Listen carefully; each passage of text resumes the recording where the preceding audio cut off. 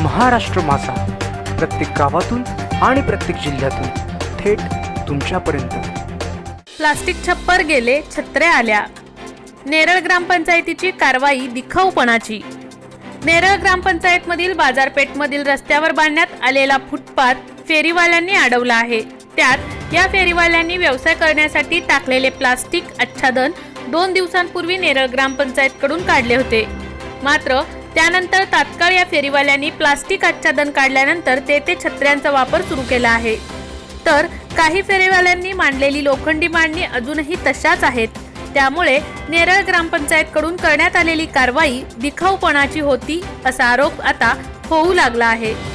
1980 पासून मध्य रेल्वेचे जंक्शन स्थानक असलेल्या नेरळ स्टेशन बाहेरील रस्त्याच्या जागेवर अतिक्रमण दुकाने थाटण्यात आली होती।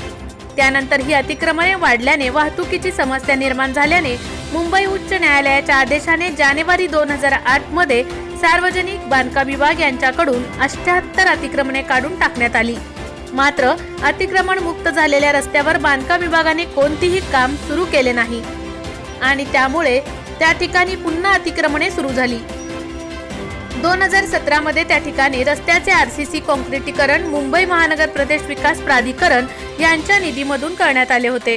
परंतु रस्ता तयार होताच त्या रस्त्याच्या फुटपाथवर फेरीवाले यांनी ताबा घेतला आणि त्यामुळे पादचारी यांच्यासाठी बांधण्यात आलेला फुटपाथ फेरीवाला यांचे व्यवसाय करण्याचे ठिकाण बनले आहे।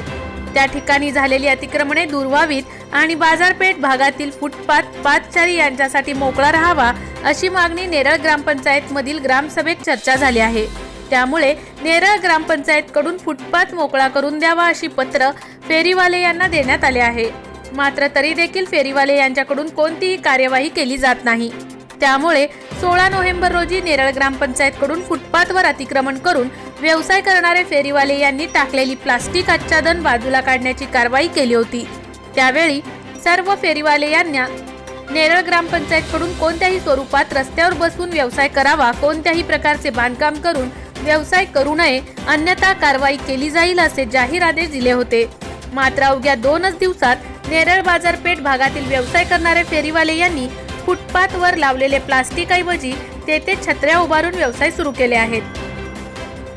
नेरळ बाजारपेठमध्ये आता फुटपाथवर छत्र्या दिसून येत असून त्यातील अनेक छत्र्या या तर रस्त्यावर आल्या आहेत। त्याचवेळी नेरळ बाजारपेठमधील रस्त्यावर फुटपाथवर लोखंडी खाटा आणि कपाटे यांच्या सहाय्याने दुकाने थाटली आहेत। त्यामुळे नेरळ बाजारपेठ रस्त्यावर होणारी अतिक्रमणे दूर करताना नेरळ ग्रामपंचायत करीत असलेली कारवाई हा दिखाऊपणा आहे असे बोलले जाऊ लागले आहे। ज्या दिवशी ग्रामपंचायतकडून पुन्हा एकदा फेरीवाल्यांची दादागिरी दिसून येत आहे। फेरीवाल्यांना नेरळ ग्रामपंचायतची भीती नसल्याने तात्काळ छत्र्या उभ्या करून व्यवसाय सुरू झाले आहेत। त्यामुळे नेरळ ग्रामपंचायतच्या कारवाईबाबत उलटसुलट चर्चा सुरू झाली आहे। महाराष्ट्र माझासाठी गणेश पवार, कर्जत।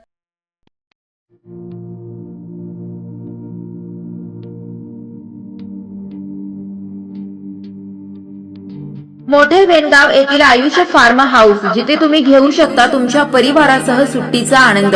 निसर्गाच्या सानिध्यात आणि कर्जत शहरापासून अवघ्या हाकेच्या अंतरावर असलेलं आयुष्य फार्म हाऊस पर्यटकांसाठी सज्ज आहे। राहण्याची व जेवणाची उत्तम प्रकारे सोय, तसेच स्विमिंग पूल, रेन डान्स, एसी रूम, खेळण्यासाठी ऐसपैस जागा, गेम आणि आकर्षक गार्डन तसेच सर्व सोयी सुविधा उपलब्ध। पत्ता मोठे वेणगाव, कर्जत, रायगड। बुकिंग साठी संपर्क भाई गायकार 88 88 38 11 11, अभिषेक गायकार 88 88 37 11 11, अवंतिका गायकार 77 20 04 56 78। तुमच्या परिवार आणि मित्रांसोबत सुट्टीचा आनंद घेण्यासाठी आताच बुक करा आयुष्य फार्म।